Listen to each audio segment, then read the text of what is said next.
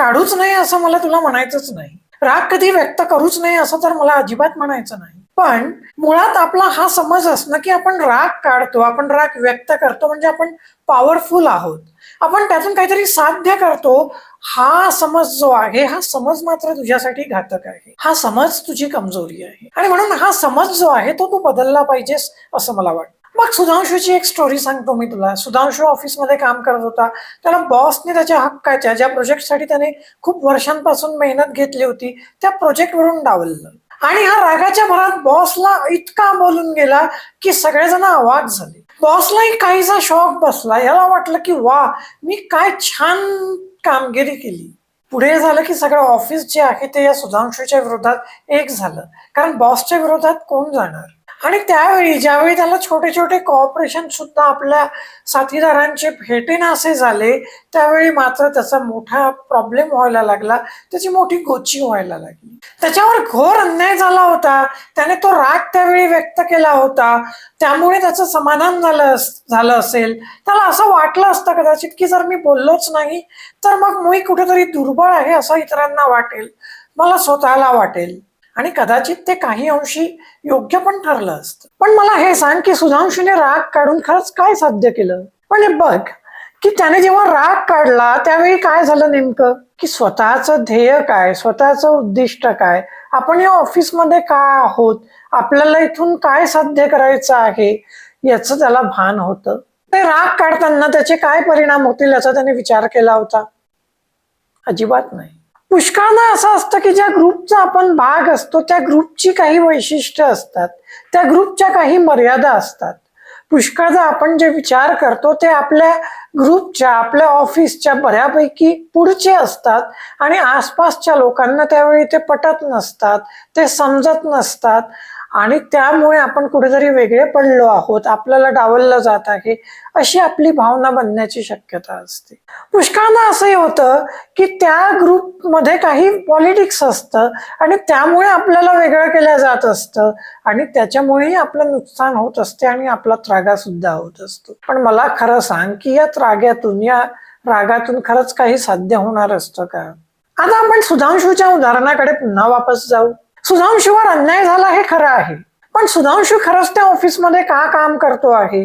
पहिलं तर प्राथमिक उद्दिष्ट असते आपलं पोट भरणं. मग राग काढत असताना आपल्याजवळ पुढचे पर्याय काय आहेत याचा आपल्याला विचार करावा लागत असतो. पुष्कळदा युद्धापूर्वी छोटी छोटी हार आपल्याला स्वीकारावी लागत असते जेणेकरून मोठं युद्ध जिंकता येईल. या सगळ्या गोष्टींचे आपल्याला कॅल्क्युलेशन्स हे करावे लागत असतं. दुसरी गोष्ट की जेव्हा आपण राग व्यक्त करत असतो तेव्हा त्या राग व्यक्त करण्यामधून आपण एक प्रकारे आपला पराभव सुद्धा मान्य करत असतो. आपण केलेल्या रागामुळे शत्रूला एक प्रकारचं समाधान मिळत असते आणि म्हणून आपल्याला जेव्हा वाटतं की आपण राग केला म्हणजे काहीतरी पराक्रम केला आहे, त्यावेळी मात्र घडलेलं काहीतरी उलट असतं.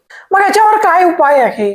आपल्याला कायमस्वरूपी भावना बाजूला ठेवून आपल्या व्यक्तिगत उद्दिष्टांचं भान ठेवावं लागत असतं. जेव्हा आपण म्हणतो की माझे उद्दिष्ट व्यापक आहे, सामाजिक आहे, त्यावेळी पुष्कळदा आपल्याला माघार ही स्वीकारावी लागत असते आणि दूरगामी विचार करावा लागत असतो. कोणती लढाई लढणे योग्य आहे, कोणती लढाई लढणे योग्य नाही हे आपल्याला ठरवावं लागत असतं. आसपासच्या परिस्थितीच्या, आपल्या ग्रुपच्या मर्यादा समजून घ्याव्या लागत असतात आणि त्यानंतर पावलं उचलावी लागत असतात. प्रत्येक वेळी सत्याचा विजय होत असतो ही आपली समजच मुळात, ही आपली धारणाच मुळात चुकीची असते. तसं जर झालं असतं तर भ्रष्ट नेते कधी मंत्री झालेच नसते किंवा भ्रष्ट नेत्यांना मोठे पद कधी मिळालेच नसते. असं जरी असलं तरी सत्याच्या आधारावर लढाई लढणं शक्य असतं, पण त्या लढाईमध्ये स्वतःवर आपल्याला नियंत्रण ठेवावं लागत असतं. पुष्कळदा आपल्याला राग येतो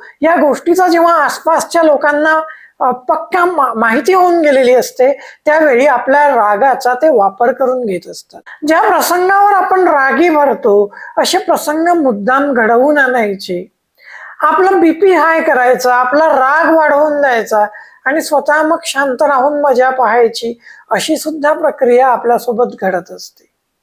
राग व्यक्त करून आपण किती ताकदवर आहोत असं आपल्याला वाटत असतं, पण त्या रागाला, त्या व्यक्त करण्याला खरंच अर्थ असतो आणि म्हणून आपल्या कृतीने खरंच काय फरक पडणार आहे याचा आपल्याला प्रामाणिकपणे विचार करावा लागत असतो. आपल्या नसण्याने खरंच काय फरक पडणार आहे याचा आपल्याला प्रामाणिकपणे विचार करावा लागत असतो. सगळ्या प्रॅक्टिकॅलिटीज डोक्यात ठेवाव्या लागत असतात आणि त्यानंतर आपलं जे म्हणणं आहे ते संतुलित पद्धतीने मांडावं लागत असतं. हे तुला समजून घ्यावं लागेल, हे तुला शिकावं लागेल. तेव्हाच तू खऱ्या अर्थाने रागावर विजय मिळवू शकशील, रागाला नियंत्रित करू शकशील. तुला मी एका सेल्समॅनचं उदाहरण देतो. एक सेल्समन वस्तू विकत होता. त्याच्याकडे विकायला ग्रीटिंग्स होते, खूप छान छान फ्रेम्स होत्या आणि ते ग्रीटिंग्स आणि ते फ्रेम घेऊन तो रस्त्यावर फिरत होता. एका काकांना दुरून त्या फ्रेम्स वगैरे खूप आवडल्या. त्याला त्यांनी आवाज दिला. टीव्हीवर क्रिकेटचा सामना सुरू होता. काका म्हणाले, वा लारा, काय बॅट्समन आहे, जगातला सगळ्यात चांगला बॅट्समन हाच. आणि मग हा विक्रेता त्या काकांसोबत वाद करायला लागला, भांडण करायला लागला. नाही, तेंडुलकरच खूप महान बॅट्समन आहे. आता इथे याचं उद्दिष्ट काय याचं भान तो विसरला. त्यांचे वाद वाढले आणि काकांनी कोणतीही वस्तू विकत न घेता त्याला वापस पाठवलं. खरं तर महान बॅट्समन कोण याने या विक्रेत्याला काही फरक पडणार नव्हता. बरं, त्या काकांना कोण महान वाटतं यानेही काही फरक पडणार नव्हता. कोणती लढाई आपण लढली पाहिजे, कोणती नाही याचं आपल्याला भान असलं पाहिजे. हे भान विसरल्यामुळे आपलं खरं तर नुकसान होणार असतं. याचा अर्थ आपण फक्त प्रॅक्टिकल असावं, आपल्या आयुष्यात कोणती तत्व नसावी असं मला म्हणायचं आहे का? तर असं अजिबात नाही. तुमच्या आयुष्यात कोणतीही तत्व जरी असली तरीही तुम्हाला डोकं शांत ठेवून, रागावर नियंत्रण ठेवून, परिस्थितीचं योग्य आकलन करून आपले विचार योग्य पद्धतीने जर व्यक्त केले तर आपण अधिक सक्षम बनत जातो.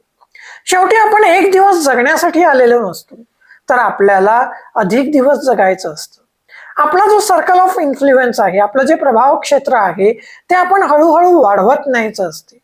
ते एका दिवसातच खूप मोठं बनेल असं नसतं.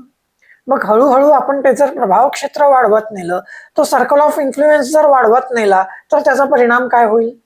त्याचा परिणाम हा होईल की आपण आपल्याला ज्या अपेक्षित गोष्टी असतात त्या घडवून आणू शकू. शेवटी तुम्ही राग किती करता याच्यापेक्षा दीर्घकालीन लढाईच्या दृष्टीने, दीर्घकालीन वाटचालीच्या दृष्टीने वर्तमानात तुम्ही किती ताकद कमावता हे महत्वाचं असतं आणि यावरच तुमचा फोकस असलं पाहिजे. म्हणून राग व्यक्त करायचा असेल तर तो व्यक्त करावा, पण तो व्यक्त करत असताना स्वतःवरचं नियंत्रण कधीही जाऊ देऊ नये. जर आपलं नियंत्रण जात असेल, जर आपल्याला वारंवार त्या रागासाठी व्हॅलिडेशन्स घ्याव्या लागत असतील तर मग आपण मोठ्या अडचणीत आहोत हे समजून घेतलं पाहिजे. आणि म्हणून मित्रा, आपल्याला काय करायची गरज आहे, तुला काय करायची गरज आहे? राग व्यक्त कर, आपलं म्हणणं मांड, पण त्या समोरचा स्वीकारेलच अशी अपेक्षा न बाळगता. त्यामुळे काय होईल की आपण आपलं म्हणणं अधिक हिमतीने मांडू शकू. आपलं लक्ष कोणाला हरवण्यापेक्षा, कोणता वाद जिंकण्यापेक्षा आपलं काम समोर नेणं, स्वतःचं प्रभाव क्षेत्र, स्वतःचं सर्कल ऑफ इन्फ्लुएन्स, स्वतःच्या ताकद ह्या वाढवत नेणं. आणि मग जर आपण ह्या कृती करत राहिलो तर हळूहळू आपल्यावर कोणाची रागवण्याची कदाचित हिंमतही होणार नाही, आपल्याला कोणावर रागवण्याची गरजही पडणार नाही आणि मग हळूहळू आपण प्रगती करत राहू.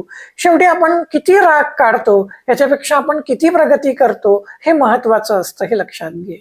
शेवटी अनियंत्रित राग जो आहे तो आपली ताकद कमी करतो, पण जर आपण रागाला नियंत्रित करायला शिकलो, रागावर विजय मिळवायला शिकलो तर आपलं ध्येयाचं भान हरवत नाही आणि त्यामुळे आपलं ध्येय साध्य करण्याची आपली क्षमता वाढते आणि परिणामी आपली लढण्याची ताकद अधिक वाढते. आणि जेवढी आपली लढण्याची ताकद वाढेल तेवढी आपली विजयाची शक्यता सुद्धा वाढते. तर मित्रा, तुला काय वाटतं या व्हिडिओविषयी हे कृपया मला या कॉमेंटमध्ये सांग. माझ्या चॅनलला सबस्क्राईब कर. तुला आणखीन कोणत्या टॉपिकवर व्हिडिओ हवे असतील तर कृपया मला तसं सांग. मी नक्की नवीन व्हिडिओ घेऊन येईल. सध्या मी इथेच थांबतो. धन्यवाद.